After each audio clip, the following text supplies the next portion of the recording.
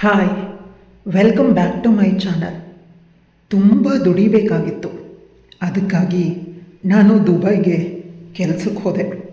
ನನ್ನ ವಯಸ್ಸಾದ ತಾಯಿಯ ಜೊತೆ ನನ್ನ ಹೆಂಡತಿ ಇದ್ಲು. ನಮ್ಮಿಬ್ಬರಿಗೆ ಒಬ್ಬ ಮಗ ಇದ್ದಾನೆ. ಪ್ರತಿದಿನ ವಿಡಿಯೋ ಕಾಲ್ ಮಾಡ್ತಿದ್ದೆ. ಇತ್ತೀಚೆಗೆ ನನ್ನ ಹೆಂಡತಿ ನನ್ನ ತಾಯಿನ ವಿಡಿಯೋ ಕಾಲಲ್ಲಿ ತೋರಿಸ್ತಿಲ್ಲ. ಒಂದಿನ ಅವ್ರಿಗೆ ಹುಷಾರಿಲ್ಲ ಅಂತಾಳೆ, ಇನ್ನೊಂದು ದಿನ ನಿದ್ರೆ ಮಾಡ್ತಿದ್ದಾರೆ ಅಂತಾಳೆ, ಇನ್ನೊಂದು ದಿನ ಮಾರ್ಕೆಟಿಗೆ ಹೋಗಿದ್ದಾರೆ ಅಂತ ಹೇಳ್ತಾಳೆ. ಆದ್ದರಿಂದ ಹೆಂಡತಿಗೆ ಹೇಳಿದೆ, ಸಡನ್ನಾಗಿ ಇಂಡಿಯಾಕ್ಕೆ ಬಂದು ನನ್ನ ತಾಯಿಯ ಬಗ್ಗೆ ಕೇಳಿದಾಗ ಅವಳು ಭಯದಿಂದ ಏನೂ ಹೇಳಲಿಲ್ಲ. ನಂತರ ನನಗೆ ತುಂಬ ಕೋಪ ಬಂತು. ಆಗ ನನ್ನ ಮಗ ಯಾರೂ ಇಲ್ಲದ ನಿರ್ಜನವಾದ ಪ್ರದೇಶಕ್ಕೆ ಕರ್ಕೊಂಡು ಹೋದ. ಅಲ್ಲಿದ್ದ ನನ್ನ ತಾಯಿಯ ಪರಿಸ್ಥಿತಿಯನ್ನು ನೋಡಿ ನಾನು ಬೆಚ್ಚಿ ಬಿದ್ದೆ. ಶತ್ರುಗಳಿಗೂ ಕೂಡ ಈ ರೀತಿ ಪರಿಸ್ಥಿತಿ ಬರಬಾರ್ದು. ಏನಾಗಿತ್ತು ನನ್ನ ತಾಯಿಗೆ? ಅಷ್ಟಕ್ಕೂ ನಮ್ಮಮ್ಮನ ಆ ರೀತಿ ಏನಕ್ಕೆ ಮಾಡಿದ್ಲು ನನ್ನ ಹೆಂಡತಿ? ಇದೆಲ್ಲನೂ ತಿಳ್ಕೊಬೇಕು ಅಂದರೆ ಕಥೆನ ಎಲ್ಲೂ ಸ್ಕಿಪ್ ಮಾಡದೆ ಪೂರ್ತಿಯಾಗಿ ಕೇಳಿ. ನನ್ನ ಹೆಸರು ರಮೇಶ. ಅಪ್ಪ ಚಿಕ್ಕಂದಿನಲ್ಲೇ ಅಮ್ಮನ್ನ ಬಿಟ್ಟು ಬೇರೆ ಮದುವೆ ಆದ್ರಂತೆ. ಜೊತೆನಲ್ಲಿದ್ದಾಗ ಯಾವಾಗಲೂ ಕುಡಿದು ಹೊಡಿತಿದ್ರಂತೆ. ಆ ನೋವಿನ ಕಾಟ ಸಹಿಸ್ಕೊಳ್ಳೋದಕ್ಕೆ ಸಾಧ್ಯವಾಗದೆ ಅಮ್ಮ ಅಪ್ಪನನ್ನು ಬಿಟ್ಟು ನನ್ನನ್ನು ಕರ್ಕೊಂಡು ಬೇರೆ ಊರಿಗೆ ಹೋಗಿದ್ಲು. ನಾವು ಬೆಂಗಳೂರಿನವರು, ಆದರೆ ಈಗ ಇರೋದು ಮೈಸೂರಲ್ಲಿ. ಮೊದಲಿಗೆ ಅಮ್ಮ ಮನೆ ಕೆಲಸ ಮಾಡಿ ನನ್ನನ್ನು ಸಾಕ್ತಿದ್ಲು. ಆನಂತರ ಬಟ್ಟೆ ಹೊಲಿಯೋದು, ರೇಷನ್ ಅಂಗಡಿನಲ್ಲಿ ರೇಷನ್ ಕೊಡೋದು, ಎಲ್ಲ ಕಡೆ ಕೆಲಸ ಮಾಡಿ ನನ್ನನ್ನು ತುಂಬ ಚೆನ್ನಾಗಿ ನೋಡ್ಕೊಳ್ತಿದ್ಲು. ಯಾವುದೇ ರೀತಿ ಸಮಸ್ಯೆಯೂ ಇರಲಿಲ್ಲ. ನಾನು ಅಂದರೆ ಅವಳಿಗೆ ತುಂಬ ಇಷ್ಟ, ನನಗೆ ಅವಳು ಅಂದರೆ ಇಷ್ಟ. ಇದು ನಮ್ಮ ಪುಟ್ಟ ಪ್ರಪಂಚ ಆಗಿತ್ತು. ಯಾಕಂದರೆ ಅಮ್ಮ ಅಪ್ಪನನ್ನು ಬಿಟ್ಟ ಮೇಲೆ ಯಾರು ಕೂಡ ಅಮ್ಮನಿಗೆ ಸಹಾಯ ಮಾಡಲಿಲ್ಲ. ಎಲ್ರಿಗೂ ಭಯ, ಎಲ್ಲಿ ಅಮ್ಮ ಸಹಾಯಕ್ಕೆ ಯಾರ್ದಾದ್ರೂ ಮನೆಗೆ ಹೋಗ್ಬಿಡ್ತಾಳೆ ಅಂತ. ಯಾರೂ ಕೂಡ ಅವ್ರ ಮನೆ ಬಾಗಿಲನ್ನು ತೆರೆದಿಲ್ಲ. ಆದರೆ ಅಮ್ಮ ಅದಕ್ಕೆ ಭಯ ಪಡಲಿಲ್ಲ. ಧೈರ್ಯವಾಗಿ ನನ್ನನ್ನು ಸಾಕೋದಕ್ಕೆ ಆರಂಭಿಸಿದ್ಲು. ನಾನು ಕೂಡ ಅವಳಿಗೆ ಕಷ್ಟ ಕೊಡ್ತಿರ್ಲಿಲ್ಲ. ಅವಳ ಪರಿಸ್ಥಿತಿಯ ಬಗ್ಗೆ ಅರಿವು ಇದ್ದಿದ್ದರಿಂದ ಎಷ್ಟಿದೆ ನನ್ನಲ್ಲಿ ಅಷ್ಟು ಮಾತ್ರ ಖರ್ಚು ಮಾಡ್ತಿದ್ದೆ. ಅವಳು ಯಾವ ಬಟ್ಟೆನ ತೆಗೆದುಕೊಟ್ರು ಅದನ್ನು ಹಾಕ್ಕೊಳ್ತಿದ್ದೆ. ಒಮ್ಮೊಮ್ಮೆ ಬೆಳಗ್ಗೆ ಮಧ್ಯಾಹ್ನ ರಾತ್ರಿ ಕೂಡ ಅಮ್ಮ ಮೊಸರನ್ನ ತಿನ್ನಿಸ್ತಿದ್ಲು. ನಿಧಾನವಾಗಿ ತಿಳಿತು, ನನಗೆ ಅನ್ನ ಕೊಟ್ಟು ಅವಳು ಗಂಜಿನ ಮಾಡ್ಕೊಂಡು ಕುಡಿತಿದ್ದಾಳೆ ಹೊಟ್ಟೆ ಹಸಿವಿಗೆ ಅಂತ. ಅಷ್ಟೊಂದು ಬಡತನ ಇತ್ತು. ಆದರೆ ಆ ಬಡತನದಲ್ಲೂ ಒಂದು ಸುಖ, ಸಂತೋಷ ಇತ್ತು. ಕೆಲವು ದಿನಗಳು ತೀರಾ ಕಷ್ಟ ಅನಿಸಿದ್ರೆ ಇನ್ನೂ ಕೆಲವು ದಿನಗಳು ಸುಂದರವಾಗಿರ್ತಿದ್ವು. PUC ಆಯಿತು. ನಾನು ಕೂಡ ಡಿಗ್ರಿ ಮಾಡಿದ್ದೆ. ಕೆಲಸನೂ ಕೂಡ ಬೇಗ ಆಯಿತು. ಯಾಕಂದರೆ ಹಗಲು ರಾತ್ರಿ ಕಷ್ಟಪಟ್ಟು ಓದ್ತಿದ್ದೆ. ನನಗೆ ಕೆಲಸ ಸಿಕ್ಕಿದ ಮೇಲೆ ನಮ್ಮ ಸಂಬಂಧಿಕರು ಒಬ್ಬೊಬ್ಬರಾಗಿ ನನ್ನ ಹತ್ರ ಬರೋದಕ್ಕೆ ಶುರು ಮಾಡಿದ್ರು. ನನಗೆ ಕೋಪ ಬರ್ತಿತ್ತು. ಆದರೆ ಅಮ್ಮ, ಇದೆಲ್ಲ ಈ ಪ್ರಪಂಚದಲ್ಲಿ ಸಹಜ, ಬೇಸರ ಮಾಡ್ಕೊಳ್ಬೇಡ ಅಂತ ನನ್ನ ಮಾವಂದಿರ ಮತ್ತು ಅತ್ತೆಯಂದರು, ನಮ್ಮ ಮಗಳಿದ್ದಾಳೆ, ಮದುವೆ ಮಾಡ್ಕೊ, ನಿಂಗೆ ಅಷ್ಟು ಆಸ್ತಿ ಕೊಡ್ತೀನಿ, ಇಷ್ಟು ಆಸ್ತಿ ಕೊಡ್ತೀನಿ ಅಂತ ಈಗ ನನಗೆ ಹೇಳ್ತಾರೆ. ನನಗೀಗ ಕೈ ತುಂಬ ಸಂಬಳ ಬರುತ್ತೆ. ಆದರೂ ಅವರುಗಳು ಸಹಾಯಕ್ಕಾಗಿ ನನಗೆ ಆಫರ್ ನೀಡ್ತಾರೆ. ನನಗೆ ಹಣದ ಅವಶ್ಯಕತೆ ಇದ್ದಾಗ ಅವರೇನೂ ಸಹಾಯ ಮಾಡಲಿಲ್ಲ. ಅಮ್ಮನ ಮುಖವನ್ನು ಕೂಡ ಅವರು ನೋಡ್ತಿರ್ಲಿಲ್ಲ. ನನ್ನಮ್ಮನನ್ನು ಯಾವಾಗಲೂ ನೀನು ನತದೃಷ್ಟೆ ಅಂತ ಬೈತಿದ್ರು. ಅಮ್ಮನ ಬಲವಂತಕ್ಕೆ ಮಾವನ ಮಗಳನ್ನು ಮದುವೆ ಆಗಲೇಬೇಕಿತ್ತು. ಎಂಗೇಜ್ಮೆಂಟ್ ಮಾಡಿಕೊಂಡು 3 ತಿಂಗಳು ಆಟ ಆಡ್ಸೋಣ ಅಂತ ಅಂದ್ಕೊಂಡೆ. ಆದರೆ ಅವಳು ನನ್ನನ್ನು ಮತ್ತು ಅಮ್ಮನನ್ನು ಆಟ ಆಡಿಸಿದ್ಲು. ಯಾವಾಗಲೂ, ಅತ್ತೆ, ನಿಮ್ಮ ಮಗ ನನಗೆ ಇಂಪಾರ್ಟೆನ್ಸೇ ಕೊಡೋದಿಲ್ಲ, ಈ ರೀತಿಯ ಸುಳ್ಳು ವಿಷಯಗಳನ್ನು ಹೇಳ್ತಿದ್ಲು. ಅಮ್ಮ ಅವಳ ಮಾತನ್ನು ನಂಬಿ ನನ್ನನ್ನು ಬೈತಿದ್ರು. ಆದರೆ ನಾನು ಎಂದೂ ಕೂಡ ಅವಳ ಮಾತನ್ನು ನಂಬ್ತಿರ್ಲಿಲ್ಲ. ಎಂದು ಆಫೀಸಿಗೆ ಬಂದು ಎಲ್ಲರ ಎದುರಿಗೂ ನನ್ನ ಮಾನ ಮರ್ಯಾದೆ ತೆಗೆದ್ಲು. ತುಂಬ ಜೋರಾಗಿ ಮಾತಾಡಿದ್ಲು. ನಾನು ಏನು ಅವಳಿಗೆ ಎಂಗೇಜ್ಮೆಂಟ್ ಮಾಡಿಕೊಂಡು ಮೋಸ ಮಾಡಿದ್ದೀನಿ ಅಂತ. ಆದರೆ ಸುತ್ತಮುತ್ತ ಇರೋ ನನ್ನ ಸಹಪಾಠಿಗಳು ಕೂಡ ನನ್ನನ್ನು ಬೈದರು. ಮದುವೆ ಆಗೋ ಹುಡುಗಿಗೆ 1000 ಕನಸಿರುತ್ತೆ ಅಂತ. ನನಗೆ ಬೇಸರವಾಗಿ ನಿನ್ನ ಗೆಳೆಯನ ರೂಮ್ಗೆ ಹೊರಟೋದೆ. ಹಾಗಾಗಿ ಗೆಳೆಯ ಹೇಳ್ದ, ಇನ್ನೂ ಮದುವೆನೇ ಆಗಿಲ್ಲ, ಯೋಚನೆ ಮಾಡು. ಆ ಹುಡುಗಿ ಸ್ವಲ್ಪ ನೀನು ಇಂಪಾರ್ಟೆನ್ಸ್ ಕೊಟ್ಟಿಲ್ಲ ಅಂತ ಬಂದು ನಾಟಕ ಮಾಡ್ತಿದ್ದಾಳೆ. ನಾಳೆ ಕೂಡ ಇದೇ ರೀತಿ ಮಾಡ್ತಾಳೆ, ನಿನ್ನನ್ನು ಬೀದಿಗೆ ತಂದು ನಿಲ್ಲಿಸ್ತಾಳೆ.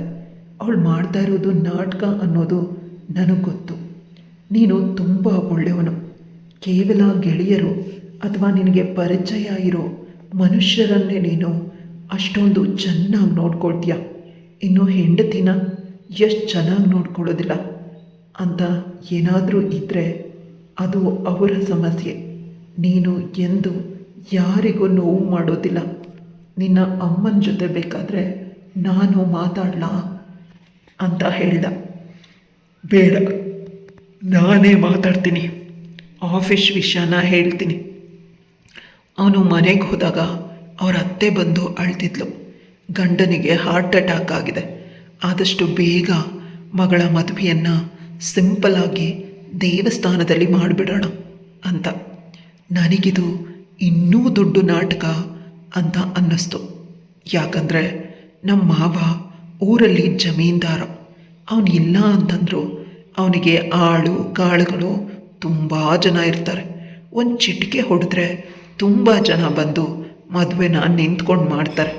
ಅಂಥದ್ರಲ್ಲಿ ಇವ್ರು ಯಾಕೆ ಈ ರೀತಿ ಮಾತಾಡ್ತಿದ್ದಾರೆ? ಅದು ದೇವಸ್ಥಾನದಲ್ಲಿ ಸಿಂಪಲ್ಲಾಗಿ ಅಮ್ಮನನ್ನು ಕರ್ಕೊಂಡು ಎಲ್ಲ ವಿಷಯನೂ ಹೇಳೋದಕ್ಕೆ ಪ್ರಯತ್ನ ಮಾಡಿದೆ. ಆದರೆ ಅಮ್ಮ ಕೇಳಲಿಲ್ಲ. ನಿನ್ನತ್ತೆ ಅಳ್ತಿದ್ದಾಳೆ, ಆದಷ್ಟು ಬೇಗ ಮದುವೆ ಆಗಿಬಿಡು. ಈ ಭಾನುವಾರನೇ ನಿನ್ನ ಮದುವೆ. ಚೌಲ್ಟ್ರಿಯನ್ನು ನೋಡ್ತಾಯಿದ್ರು ಪಾಪ. ಆದರೆ ಅಣ್ಣಂಗೆ ಹುಷಾರಿಲ್ಲ. ನೋಡು, ಅಮ್ಮನ ಬಲವಂತದಿಂದ ನನ್ನ ಮದುವೆನ ವಾರದಲ್ಲಿ ದೇವಸ್ಥಾನದಲ್ಲಿ ಅವಳ ಜೊತೆ ನನಗೆ ನಿಜವಾಗ್ಲೂ ಇಷ್ಟ ಇಲ್ಲ. ಅವಳು ನೋಡೋದಕ್ಕೆ ಸುಂದರವಾಗಿದ್ದಾಳೆ, ಬೆಲೆ ಬಾಳೋ ಆಭರಣಗಳು ಸೀರೆಗಳನ್ನೂ ಹುಟ್ಟಿದ್ದಾಳೆ. ಆದರೆ ನನಗೆ ಅವಳ ಮನಸ್ಸಿಂದ ಒಳ್ಳೆಯವಳು ಅಂತ ಅನ್ನಿಸ್ತಿರ್ಲಿಲ್ಲ. ಆದರೆ ಅಮ್ಮ ನನ್ನ ಅಣ್ಣನ ಮಗಳು ಎಷ್ಟೋ ಒಳ್ಳೆಯವಳು ಅಂತ ತನ್ನ ತಲೆ ಮೇಲೆ ಬಂಡೆಕಲ್ಲನ್ನು ಇಡ್ತಿದ್ದಾಳೆ. ಬಂಡೆಕಲ್ಲು ನಿಜವಾಗ್ಲೂ ದೊಡ್ಡದಾಗಿತ್ತು. ಅವಳು ಸ್ವಲ್ಪ ದಪ್ಪಗಿದ್ಲು. ಸಿಂಪಲ್ಲಾಗಿ ಮುಗಿಸಿದ್ರು. ಬಡವರು ಕೂಡ ಇನ್ನೂ ಚೆನ್ನಾಗಿ ಮದುವೆ ಮಾಡ್ಕೊಳ್ತಾರೆ. ಅಷ್ಟು ತಾತ್ಸಾರದಿಂದ ಮದುವೆನೂ ಮಾಡಿದ್ರು. ನಾನು ದುಃಖದಿಂದ ಅಳ್ತಿದ್ದೆ. ಆದರೆ ನನ್ನ ದುಃಖ ಯಾರಿಗೂ ಬೇಡವಾಗಿತ್ತು. ಮದುವೆ ಆದಮೇಲೆ ಅವಳು, ನಾನು ನಿನ್ನಮ್ಮನ ಜೊತೆ ಇರೋದಿಲ್ಲ, ನೀನು ನನ್ನ ಜೊತೆ ಬಾ ಅಂತ ಹೇಳಿದ್ಲು. ಆದರೆ ಅದಕ್ಕೆ ನಾನು ಒಪ್ಪಲಿಲ್ಲ. ಅಮ್ಮಂಗೆ ಈ ವಿಷಯನ ಹೇಗೆ ಹೇಳಲಿ? ಮದುವೆ ಆದ ದಿನಾನೇ ನಿನ್ನ ಸೊಸೆ ನಿನ್ನನ್ನು ಮನೆಯಿಂದ ಹೊರಗೆ ಹಾಕೋದಕ್ಕೆ ಹೇಳ್ತಿದ್ದಾಳೆ ಅಂತ. ಆದರೂ ಕೂಡ ನಾನು ಮೇಂಟೈನ್ ಮಾಡಿದೆ. ಅವಳು ನಮ್ಮ ಮನೆಗೆ ಬಂದು ನಮ್ಮ ಮನೆಯಲ್ಲಿ ಚೇರ್ನೇ ಓದ್ಲು. ಈಗ ಗಂಡ ಹೆಂಡತಿಯಾಗಿ ಒಂದೇ ರೂಮಲ್ಲಿ ಮಲಗೋದು ನನಗೆ ತುಂಬ ಇಷ್ಟ ಆಗದೇ ಇರೋದು. ಆದರೆ ದಿನದಿಂದ ದಿನಕ್ಕೆ ಹೆಚ್ಚಾಗ್ತಾನೇ ಇದೆ. ಎಷ್ಟು ದಿನ ಅಂತ ಅವಳನ್ನು ದೂರ ಇಡಲಿ? ಉಪ್ಪು ಖಾರ ತಿಂದ ದೇಹ. ಒಮ್ಮೆ ನನಗೂ ಕೂಡ ಅವಳ ದೇಹ ಬೇಕು ಅಂತ ಅನಿಸುತ್ತೆ. ಅಷ್ಟೊಂದು ಸುಂದರವಾಗಿದ್ದಾಳೆ. ಆದರೆ ಗೊತ್ತಿಲ್ಲ, ದೈಹಿಕವಾಗಿ ನಾವಿಬ್ಬರು ತುಂಬ ಸಲ ಒಂದಾದ್ವಿ. ಈಗ ನಾನು ಅವಳ ಮಾತನ್ನು ಕೇಳ್ತಿದ್ದೀನಿ ಅಂತ ಅನ್ನಿಸ್ತಿದೆ.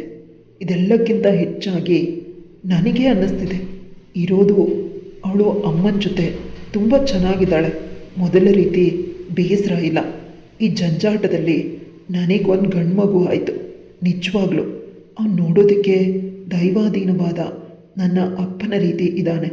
ನನಗವನನ್ನು ನೋಡಿ ತುಂಬ ಖುಷಿಯಾಯಿತು. ನಾನವನ ತುಟಿನ ಮುಟ್ಟಿದ ತಕ್ಷಣ ನಾಳೆಯನ್ನು ಹೊರಗೆ ತೆಗೆದ ನನ್ನಪ್ಪ ಕೂಡ ಅದೇ ರೀತಿ ಮಾಡ್ತಿದ್ದ. ಈಗ ನಿಜವಾಗ್ಲೂ ಇವನು ನನ್ನಪ್ಪ ಅಂತ ಇನ್ನೂ ಖುಷಿಯಾಗಿ ನನ್ನ ಹೆಂಡತಿಗೆ ಇನ್ನೂ ಪ್ರೀತಿಯನ್ನು ತೋರಿಸೋದಕ್ಕೆ ಶುರು ಮಾಡಿದೆ. ದಿನದಿಂದ ಸಂಪಾದನೆ ಕಡಿಮೆ, ಖರ್ಚು ಜಾಸ್ತಿ ಆಗ್ತಿದೆ. ನನ್ನ ಹೆಂಡತಿ ಶ್ರೀಮಂತರ ಮಗಳು, ಅವಳ ಖರ್ಚು ಜಾಸ್ತಿ, ನನ್ನ ಮಗನ ಖರ್ಚು ಜಾಸ್ತಿ ಇದ್ದಿದ್ದರಿಂದ ದುಡ್ಡಿಗಾಗಿ ತುಂಬ ಕಷ್ಟಪಡ್ತಿದ್ದೆ. ಅಮ್ಮ ಮತ್ತೆ ಬ್ಲೌಸನ್ನು ಹೊಲಿತೀನಿ ಅಂತ ಹೇಳಿದ್ಲು. ಆಗ ದುಃಖ ಆಯಿತು. ಮೊದಲು ಕೂಡ ಅವಳು ಅದೇ ಕೆಲಸ ಮಾಡ್ತಿದ್ಳು. ನಾನು ಕೆಲಸಕ್ಕೆ ಸೇರಿದ ಮೇಲೆ ಆ ಕೆಲಸ ಮಾಡಿಸ್ತಿರ್ಲಿಲ್ಲ. ಈಗ ದುಃಖ ಆಗ್ತಿದೆ. ಮನೆ ಜವಾಬ್ದಾರಿ ಹೆಚ್ಚು. ಕೆಲಸಕ್ಕೆ ನಮ್ಮ ಕಂಪನಿಯವರು ದುಬೈಗೆ ಕಳಿಸ್ತಿದ್ದಾರೆ. 2 ವರ್ಷ ಸಂಬಳ 5 ಪಟ್ಟು ಜಾಸ್ತಿ ಆಗುತ್ತೆ. ನಾನು ಸಂಬಳದ ಆಸೆಗೆ ಒಪ್ಕೊಂಡೆ. ಮನೆಯಲ್ಲಿ ಯಾರೂ ಇಷ್ಟಪಡಲಿಲ್ಲ. ಹೆಂಡತಿ ಮಾತ್ರ ಕೊನೆಯಲ್ಲಿ ಹೇಳಿದ್ಲು, ನೀವು ಹೋಗಿ ಬನ್ನಿ, ನಾನು ನಿಮ್ಮಮ್ಮ ಮತ್ತು ಮಗನನ್ನು ನೋಡ್ಕೊಳ್ತೀನಿ ಅಂತ ಆಣೆ ಪ್ರಮಾಣ ಮಾಡಿದ್ಲು. ಅವಳ ಮಾತಿಗೆ ನಾನು ಒಪ್ಪಿಗೆ ನೀಡಿದೆ. ಅಮ್ಮ ಈಗಲೂ ಕೂಡ ಅಳ್ತಿದ್ದಾಳೆ. ಒಂದು ಭಯ ಯಾವಾಗಲೂ ಇರುತ್ತೆ. ಅಮ್ಮ ನನ್ನನ್ನು ಇವಳು ಏನಾದರೂ ಮಾಡಿಬಿಟ್ರೆ. ಆದರೂ ಕೂಡ ನಾನು ಅವಳ ಮಾತನ್ನು ಕೇಳಲಿಲ್ಲ. ಕೊನೆಗೆ ಅಮ್ಮನೇ ಹೇಳಿದ್ಲು, ನನಗೆ ಸಮಸ್ಯೆ ಆದರೆ ನಾನು ಫೋನ್ ಮಾಡ್ತೀನಿ, ನಿನ್ನ ಗೆಳೆಯರ ಬಳಿ ಸಹಾಯ ಕೇಳ್ತೀನಿ, ನೀನು ಹೋಗಿ ಬಾ, ನೀನು ಹೋಗಿ ಬಂದರೆ ನಾನು ನೆಮ್ಮದಿಯಾಗಿರ್ತೀನಿ ಅಂತ ಹೇಳಿದ್ಲು. ಮನೆಯಲ್ಲಿ ದುಡ್ಡಿಗಾಗಿ ಯಾವಾಗಲೂ ಕಷ್ಟ ಅಂತ ಕಣ್ಣೀರು ಹಾಕುತ್ತಿದ್ಲು. ದುಬೈಗೆ ಹೋದರೂ ಕೂಡ ನನಗೆ ನೆಮ್ಮದಿ ಇರಲಿಲ್ಲ.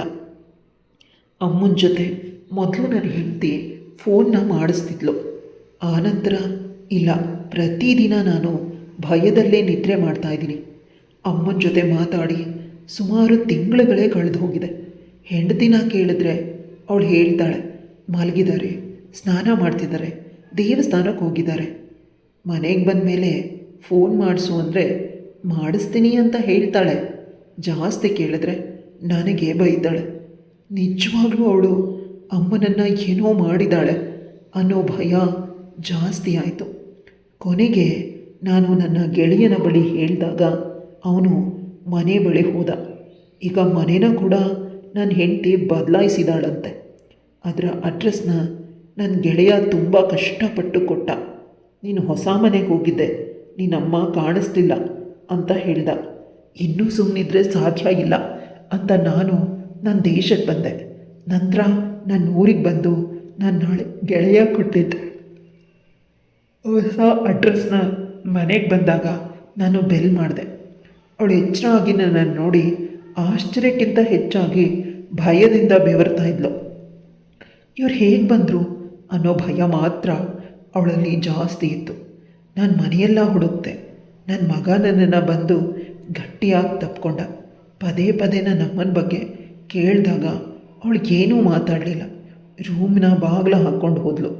ಆದರೆ ನನ್ನ ಮಗ ನನ್ನನ್ನು ತಪ್ಕೊಂಡು ನನಗೆ ಗೊತ್ತು, ಅಜ್ಜಿ ಬಳಿ ಕರ್ಕೊಂಡು ಹೋಗ್ತೀನಿ ಅಂತ ಕೈಯನ್ನು ಹಿಡ್ಕೊಂಡು ಕರ್ಕೊಂಡು ಹೋದ. ಇದೆಲ್ಲ ನಂಗೆ ಗೊತ್ತಿಲ್ಲ.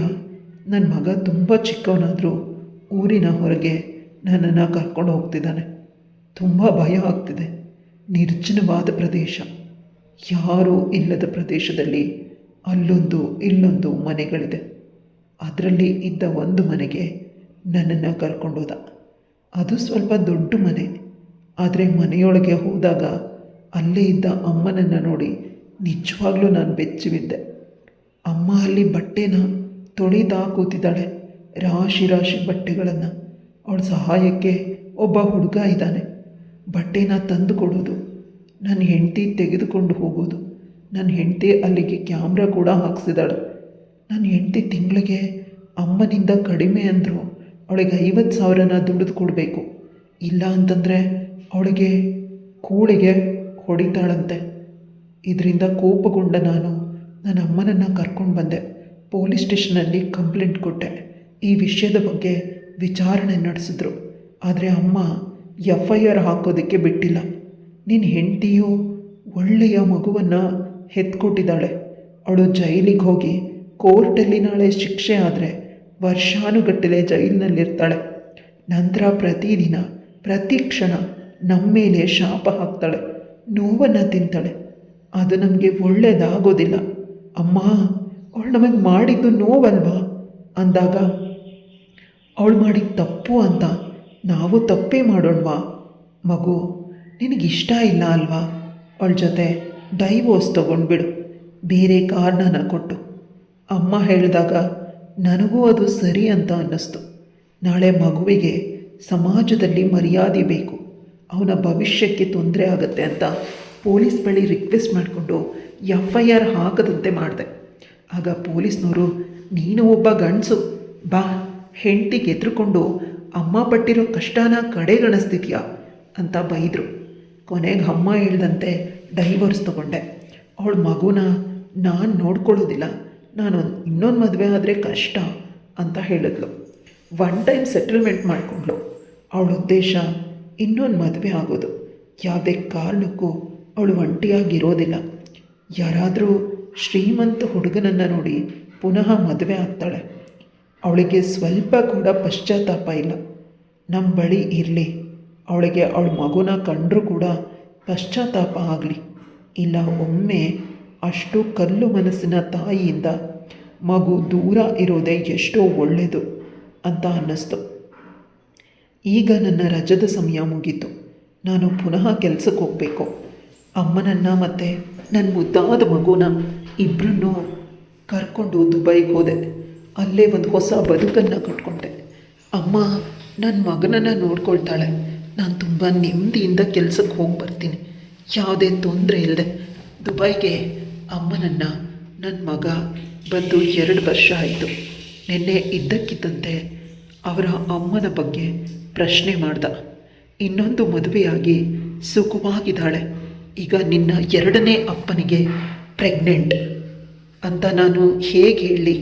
ಇಂದು ಕೆಲಸದಿಂದ ಬೇಗ ಬಂದೆ. ಅಮ್ಮ ನನ್ನ ಕೈಯನ್ನು ಹಿಡ್ಕೊಂಡು ಹೇಳಿದ್ಲು, ಪಕ್ಕದ ಮನೆ ಹಿಂದಿಯವರ ಮಗಳು ಪಿಂಕಿಯನ್ನು ನಿನಗೆ ಕೊಟ್ಟು ಮದುವೆ ಮಾಡ್ತಾರಂತೆ, ಅವಳನ್ನು ನೋಡಿದ್ಯಾ ಅಲ್ವಾ ಅಂದಾಗ ಅವಳು ತುಂಬ ಸುಂದರವಾಗಿದ್ದಾಳೆ, ಫಿಲಮ್ ಹೀರೋಯಿನ್ಗಿಂತ. ಮನಸ್ಸಲ್ಲಿ ಅಂದ್ಕೊಂಡೆ. ಅಮ್ಮ ಹೇಳ್ತಾಳೆ ಮುಂದುವರೆದು, ಅವಳಿಗೂ ಕೂಡ ಮದುವೆ ಆಗಿದೆ, 2ನೇ ಮದುವೆ ಅಂತೆ. ನೀನು ಒಪ್ಪಿದ್ರೆ ನಿಮ್ಮಿಬ್ಬರ ಮದುವೆನ ಮಾಡಿಸ್ತಾರಂತೆ, ನಿನ್ನ ಮಗುವನ್ನು ನೋಡ್ಕೊಳ್ತಾಳಂತೆ, ಯೋಚಿಸು ಅಂತ ಹೇಳಿದಾಗ ಅವನು ಹಿಂದೆ ಮುಂದೆ ನೋಡದೆ ಒಪ್ಪದ. ಯಾಕಂದರೆ ಅವನ ಮೊದಲ ಹೆಂಡತಿ ಅವನ ಪ್ರೀತಿ ಆಗಿರಲಿಲ್ಲ. ಒಂದು ಹೊರೆಯಾಗಿ ಅವಳ ಮೇಲೆ ಯಾವುದೇ ಎಮೋಷ್ನಲ್ ಅಟ್ಯಾಚ್ಮೆಂಟ್ ಇರಲಿಲ್ಲ. ಆದ್ದರಿಂದ ಅವನು ಮದುವೆಗೆ ತುಂಬ ಸುಲಭವಾಗಿ ಒಪ್ಕೊಂಡ. ಬಹಳ ಬೇಗ ಅವನ ಮತ್ತು ಪಿಂಕಿಯ ಮದುವೆ ಆಯಿತು. ಅವನಮ್ಮ ನೆಮ್ಮದಿಯಿಂದ ನಿಟ್ಟುಸಿರು ಬಿಟ್ಲು. ಇಂದು ರಾತ್ರಿ ಅವನ ಮಗ ತುಂಬ ಗಲಾಟೆ ಮಾಡ್ತಿದ್ದಾನೆ, ನಾನು ಅಪ್ಪನ ಪಕ್ಕನೇ ಮಲಗ್ತೀನಿ ಅಂತ. ಆಗ ಅವನಮ್ಮ ತನ್ನ ಮಗುವನ್ನು ತನ್ನ ಬಳಿ ಮಲಗುವಂತೆ ಒತ್ತಾಯಿಸಿ ಹೊರಗಡೆ ಕರ್ಕೊಂಡು ಬಂದಳು. ಪ್ರತಿದಿನ ಇದೇ ರೀತಿ ಆಗ್ತಿತ್ತು. ಮಗುವನ್ನು ಅಜ್ಜಿ ತನ್ನ ಪಕ್ಕ ಮಲಗಿಸ್ಕೊಳ್ತಿದ್ಲು. ಪಿಂಕಿ ಮತ್ತು ಅವನು ರೂಮಲ್ಲಿ ಏಕಾಂತದಿಂದ ಸುಂದರವಾದ ಕ್ಷಣಗಳನ್ನು ಕಳೀತಿದ್ರು. ರೂಮಲ್ಲಿ ಬರುವ ಗುಸುಗುಸು ಪಿಸು ಪಿಸು ಮಾತುಗಳು, ಏನಾದರೂ ಬಿದ್ದರೆ ಕೇಳಿಸೋ ಶಬ್ದ, ತನ್ನ ಮಗ ಮತ್ತು ಸೊಸೆಯ ಮುಖದಲ್ಲಿ ಇರುವ ನಾಚಿಕೆ ನಗು, ಇದನ್ನು ನೋಡಿ ವಯಸ್ಸಾದ ಕಾಲದಲ್ಲಿ ತುಂಬ ಖುಷಿಯಾಗಿ ನೆಮ್ಮದಿಯಿಂದ ಅವನಮ್ಮ ಬದುಕನ್ನು ಸಾಗಿಸ್ತಿದ್ಲು.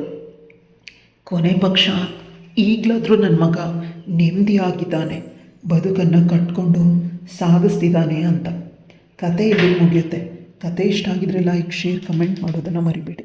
ಇಂತಹ ಇನ್ನಷ್ಟು ಇಂಟ್ರೆಸ್ಟಿಂಗ್ ಕತೆಗಳಿಗಾಗಿ ನನ್ನ ಚಾನಲ್ನ ಸಬ್ಸ್ಕ್ರೈಬ್ ಮಾಡ್ಕೊಳ್ಳಿ.